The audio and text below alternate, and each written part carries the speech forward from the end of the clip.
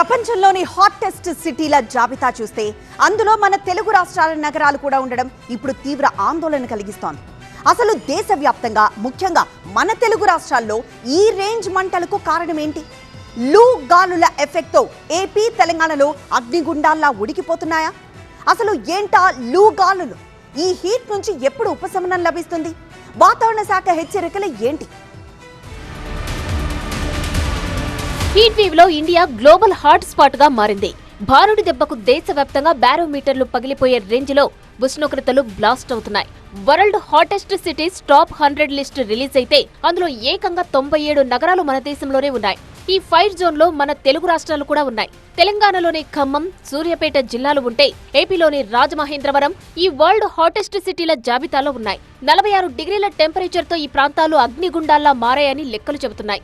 ఇప్పటికే ఈ రేంజ్ లో ఉంటే రానున్న రోజుల్లో సిచ్యువేషన్ మరింత తీవ్రమయ్యే అవకాశం ఉందని నిపుణులు చెబుతున్నారు. ముఖ్యంగా గాలుల ఎఫెక్ట్ తీవ్రంగా ఉంటుందని అంచనా వేస్తున్నారు. సాధారణంగా వేసవి సీజన్లో భారత్లో 2 రకాల గాలులు వీస్తుంటాయి. ఒకటి హాట్ అండ్ డ్రై అంటే వేడితో కూడిన పొడిగాలులు, రెండోది హాట్ అండ్ హ్యూమిడ్ అంటే వేడితో కూడిన తేమగాలులు. ఇందులో వేడితో కూడిన పొడిగాలులనే లూ అని పిలుస్తారు. ఈ సీజన్లో దేశంలోని ఉత్తర వాయువ్య ప్రాంతాల నుంచి ఇవి వీస్తుంటాయి. అయితే వాయువ్య ఎడారి ప్రాంతం, గల్ఫ్ దేశాలతో పాటు అరేబియా సముద్రం వైపు నుంచి భారత్లోకి ఈ వడగాల్పులు ప్రవేశిస్తాయి. ఉత్తరాది రాష్ట్రాల్లో వీచే ఈ లూ గాలులు తెలుగు రాష్ట్రాల వైపు కూడా విస్తరించి ఇక్కడ తీవ్రమైన వడగాల్పులకు కారణమవుతున్నాయని వాతావరణ శాఖ అధికారులు చెబుతున్నారు.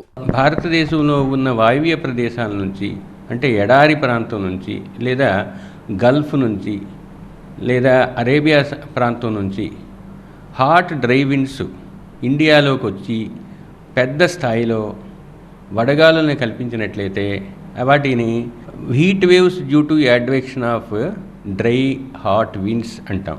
ఈ లూ గాలులు అత్యంత ప్రమాదకరమైనవని నిపుణులు హెచ్చరిస్తున్నారు. అందుకే వడగాల్పుల సమయంలో ప్రజలు ద్రవ పదార్థాలు ఎక్కువగా తీసుకోవాలని వాతావరణ శాఖ నిపుణులు సూచిస్తున్నారు. హాట్ అండ్ డ్రై విండ్స్ ఏం చేస్తాయంటే శరీరంలో ఉన్న తేమను బయటికి లాగేసి డీహైడ్రేషన్ లేదా నిర్జలీకరణాన్ని చేస్తాయి. ఎప్పుడైతే డీహైడ్రేషన్ అవుతుందో మీ నరాల లోపల లేకపోతే శరీరం లోపల ఉన్న నీరు బయటకు వచ్చేయటం వలన క్రాంప్స్ వస్తాయి, మజిల్ క్రాంప్స్. అంటే అది కూడా మీకు డీహైడ్రేషన్ అవ్వటం వల్ల వెంటనే రిప్లెనిష్ చేయకపోతే అంటే తిరిగి నింపకపోతే ద్రవ రూపంలో తీసుకోకపోతే కొన్ని వ్యాధులు వచ్చే అవకాశాలు ఉంటాయి. ఇది ఒకటి.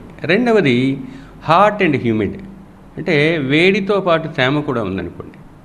తేమ ఏం చేస్తుందంటే మీ శరీరం మీద ఉన్న చెమటని ఆరకుండా దాన్ని అలాగే ఉంచుతుంది. శరీరం లోపల ఉన్న ఉష్ణోగ్రత అలా ఉండిపోయి జీవక్రియలని కొంచెం డిస్టర్బ్ చేస్తుంది. కోస్తా తీర ప్రాంతాల్లో ఎక్కువగా తేమతో కూడిన గాలులు వీస్తుంటాయి. కానీ తీర ప్రాంతానికి దూరంగా ఉండే అంతర్గత భూభాగాలు మాత్రం ఈ లూ గాలుల ప్రభావానికి ఎక్కువగా గురవుతున్నాయని నిపుణులు చెబుతున్నారు. అందుకే సుదీర్ఘ తీర ప్రాంతం ఉన్న ఏపీ కంటే తెలంగాణలోని పలు ప్రాంతాల్లో వడగాల్పుల తీవ్రత ఎక్కువగా ఉంటుంది.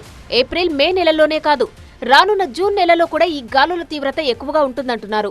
ఆంధ్రప్రదేశ్కి వచ్చినట్టయితే కోస్తా తీరానికి దగ్గరగా ఉండడం వల్ల ఏవైనా ఆగ్నేయ దిశలో నుంచి వచ్చే గాలులు కానీ అటువంటి మెకానిజం కానీ ఉన్నట్టయితే ఇక్కడ హాట్ అండ్ హ్యూమిడ్ ఉండే అవకాశం ఉంటుంది. తెలంగాణలో ఎక్కువ ప్రాంతం ముఖ్యంగా ఉత్తర ప్రాంతంలో హాట్ అండ్ డ్రై విండ్స్ ఉండే అవకాశాలు ఉంటాయి. తెలుగు రాష్ట్రాలకు రుతుపవనాలు రావడానికి జూన్ మొదటి వారం లేదా 2వ వారం దాటవచ్చు. అప్పటి వరకు ఈ వేసవి తీవ్రత ముఖ్యంగా లూ గాలుల సెగలు కొనసాగుతాయని వాతావరణ శాఖ అంచనా వేస్తుంది. రుతుపవనాలు వచ్చే వరకు ప్రజలంతా ఎండల పట్ల అత్యంత అప్రమత్తంగా ఉండక తప్పదు.